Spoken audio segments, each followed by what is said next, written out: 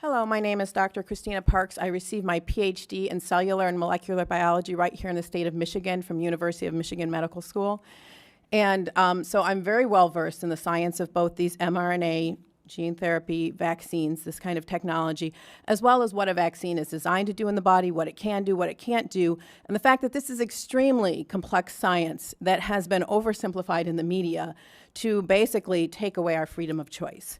What I want to address today in this limited time is the fact that vaccine requirements and mandates are based on the faulty assumption that the vaccines in question prevent transmission of the pathogen, right? Does the vaccine for DTaP prevent transmission? No. Does the vaccine for flu prevent transmission? No. Do the vaccines for COVID prevent transmission? No. In fact, they were never designed to do that. All right, so you're asking, what about this 95% effectiveness? If you look at those clinical trials, they do not say that they prevent transmission. They expressly say that they're measuring whether they attenuate symptoms. So they're 95% effective based on their clinical trials at attenuating symptoms for the first variant, which is essentially gone in our population. Right now, the predominant variant is the Delta, and CDC Director Walensky basically said that these vaccines have no ability to prevent infection by and transmission of the Delta variant. So our policy needs not to be built on the hope of what we think something we want it to do, but what the data actually tell us. So do these viruses do the vaccines prevent the virus from infecting and replicating in the nose and nasopharynx? No. They've only been shown to prevent that replication in the lungs. They're different. The mucosa is very different than the lungs. It's very different than the blood. You inject it to the blood, you make antibodies in your blood. The virus isn't infecting your blood. It's infecting your mucosa, and you don't produce any IgA to neutralize it. In fact, recent studies have shown that the vaccinated, especially with the Delta variant, and the unvaccinated have similar amounts of virus in their nose and throat. In Barnstable, Massachusetts, the CDC tracked an outbreak of 469 cases of COVID. 74% occurred in fully vaccinated, and 4 out of 5 of those hospitalized were vaccinated. All right, so maybe they are mandating this because they just didn't know with the COVID. And so my main complaint is with our health agencies and the CDC, who basically know better and are misleading the public. So let's look at DTaP, which the scientists and the CDC have known since 2014 that the acellular pertussis vaccine does not prevent people from getting infected with the pertussis bacteria and passing it to others. In fact, it was never designed to do that. The vaccine was designed to neutralize the pertussis toxin. Pertussis, we know it as whooping cough. It can be fatal for children under 6 months. So neutralizing this toxin saves lives, all right? I'm not going to debate that. But what it doesn't do is neutralize the bacteria. So what happens is fully vaccinated children go to daycare, they pick up that bacteria, and they come home and they give it to their newborn brother or sister.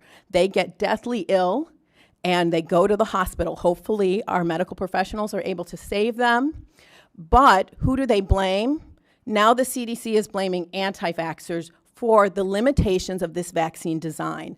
I suggest that they be transparent and tell parents that although it is preventing severe disease in their children, it is not preventing transmission because we have created a whole class of asymptomatic pertussis carriers who are increasing the disease. Now, the old DTP vaccine that many of you who are my age or older got did prevent transmission. When we switched to the safer acellular version, they knew that it was never designed to prevent transmission. It was safer, it had less adverse events, but pertussis cases have gone through the roof. There's a resurgence in pertussis because of the design of the vaccine, and the vaccinologists know this. They're trying to address it, and so we cannot mandate that something that does not prevent transmission.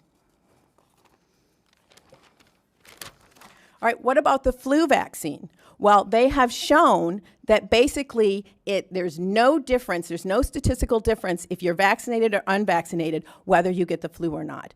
But it's even worse because although that first year it is somewhat effective, it's about 65% effective at preventing symptoms in you, after that, it actually has negative efficacy. And I want to address this because it's very important. Vaccines are made to a specific variant, and when that variant mutates, the vaccine no longer recognizes it. And so it's like you're seeing a completely new virus. And because that's so, you actually get more severe symptoms when you're vaccinated against one variant, and then it mutates, and then your body sees the other variant. So there's the potential, and the science shows that, in fact, with the flu, if you get vaccinated in multiple years, you are more likely to get severe disease, you are more likely to have more viral replication, and you are more likely to be hospitalized, both in adults and in children. We are seeing the same thing in COVID with the Delta variant.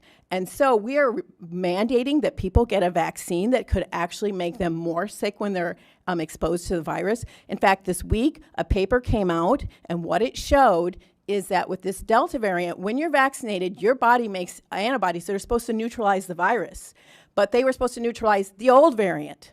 When they see this new variant, what they're doing is the antibodies are taking the virus and helping it infect the cells. All right, that science was just published this week. We need to be looking at the science, and we need our policy to reflect the science, and we also need it to reflect our rights. Okay. And so, as a PhD who knows the science, I'm in the category of the most vaccine hesitant group. Yes, PhDs are the most vaccine hesitant, followed by people who have less than a high school degree because they know what they don't know and they don't trust their government. And many people, the other group that is very vaccine hesitant are African Americans. 70% of African Americans have not taken this vaccine. Why?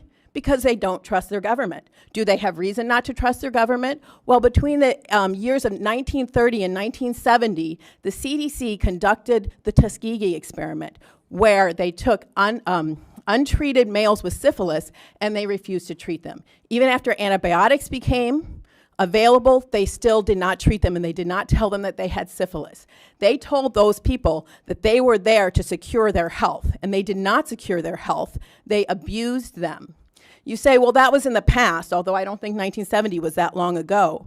Well, in 2012, whistleblower William Thompson came forward and said, we published a study that said MMR does not cause autism, but we lied. In fact, we shredded data that showed that when black boys are vaccinated on time, they have increased rates of autism diagnosis, and we shredded it and we left it out of the paper. As an African American and a PhD, I want to ask each of you, are we going to exclude 70% of African American people from the workforce and from education? Right, my ancestors did not work this hard. I come from a family that worked very hard, and I'm very aware that my privileges are dependent on the work of my grandmother and my great-grandmother, and I have great respect for these people that put me where I am. And yet you're telling me that my son will not be able to be educated if, based on the history of African Americans in this country, that he doesn't want to be vaccinated? All right, so I will leave you with that question. Who are we going to exclude from the workforce? Are we going to continue with discrimination and segregation in the United States of America? Thank you.